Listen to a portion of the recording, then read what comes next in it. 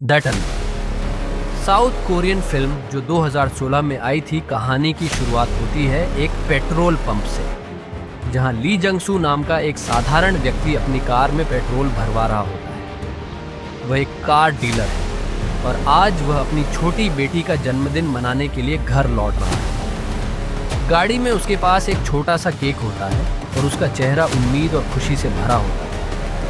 जैसे ही वह एक पहाड़ी सुरंग टनल के रास्ते से गुजरता है, तभी अचानक एक दिल दहला देने वाली घटना घट जाती है। जैसे ही ली जंगसू टनल के अंदर पहुंचता है, टनल की लाइट अपने आप बंद हो जाती है। कुछ ही सेकंड में पूरी टनल ढह जाती है और उसकी कार मलबे में दब जाती है। बाहर की दुनिया को इस हादसे की भनक लगते ही एक बड़ा रेस्क्यू ऑपरेशन शुरू किया जाता है। अंदर कार में फंसे जंगसू को जब होश आता है, तब वह खुद को अंधेरे और टूटे हुए कंक्रीट के बीच फंसा हुआ पाता है। उसके पास सिर्फ 2 बोतल पानी, एक छोटा केक और मोबाइल फोन होता है। घबराहट के बावजूद वह खुद को संभालता है और 119 आपातकालीन सेवा पर कॉल करता है। कॉल जुड़ जाती है और रेस्क्यू टीम को उसकी लोकेशन का अनुमान हो जाता है। रेस्क्यू टीम के प्रमुख किम डे क्योंग इस मिशन की जिम्मेदारी संभालते हैं। वह अपनी टीम के साथ मिलकर टनल के नक्शे और निर्माण योजना पर काम करना शुरू करते हैं। मीडिया भी घटनास्थल पर पहुंच जाती है और यह खबर पूरे देश में फैल जाती है। लेकिन जल्द ही मीडिया और राजनेता इस हादसे को एक तमाशा बनाने लगते हैं, जैसे ये किसी रियलिटी शो का हिस्सा हो। इसी बीच जंग सू की पत्नी से ह्यून भी घटनास्थल पर पहुंचती है। वह रोज वहां आकर अपने पति के लिए दुआ करती है और हर खबर पर ध्यान देती है। मीडिया वाले उस पर सवालों की बौछार करते हैं, लेकिन वह बेहद संयम और हिम्मत से हर स्थिति का सामना करती है। टनल के अंदर जंग सू जिंदगी की सबसे कठिन लड़ाई लड़ रहा होता है। वह रोज केवल एक घूंट पानी और थोड़ा सा केक खाकर खुद को जिंदा रखने की कोशिश करता है। मोबाइल की बैटरी बचाने के लिए वह दिन में सिर्फ एक बार कॉल करता है।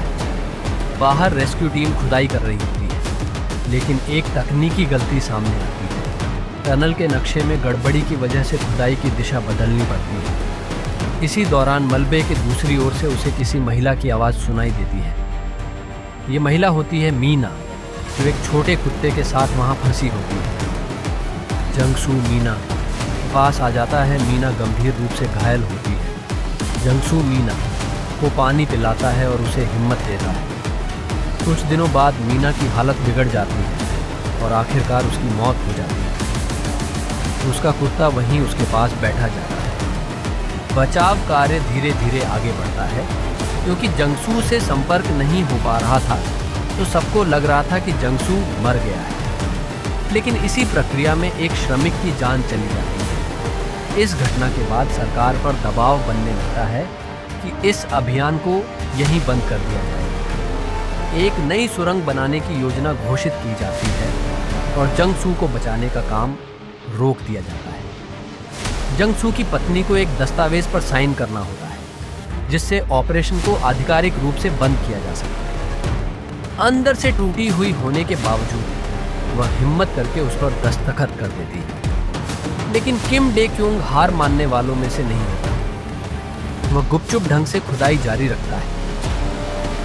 एक दिन वह खुद सुरंग में जाने वाले रास्ते से नीचे जाता है और एक विशेष साउंड डिटेक्शन डिवाइस से आवाज़ें सुनने की कोशिश करता है। पर बड़े अधिकारियों का आदेश था कि इस रेस्क्यू को यहीं रोक दिया जाए, तो उसका साथी उसको टनल से बाहर खींच लेता है। पर वह साउंड डिटेक्शन डिवाइस वही रह जाता है। किम डे क्योंग अपने रूम में बैठा होता है। तभी मशीन में हलचल होती है।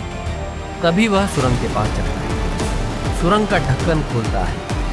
उसे कार के हॉर्न की आवाज़ आती है। इस हल्की सी आवाज़ से उम्मीद की किरण फिर से जगती है। डे क्योंग सरकार के आदेशों को नज़रअंदाज करते हुए अपनी टीम के साथ दोबारा खुदाई शुरू करता है। कई दिनों की कठिन मेहनत के बाद वे उस स्थान तक पहुंच जाते हैं जहां जंग सू फंसा हुआ होता है और अंततः पूरे 35 दिन बाद जंग सू को टनल से जिंदा बाहर निकाल लिया जाता है। जैसे ही वह बाहर आता है, उसे स्ट्रेचर पर लेटाया जाता है।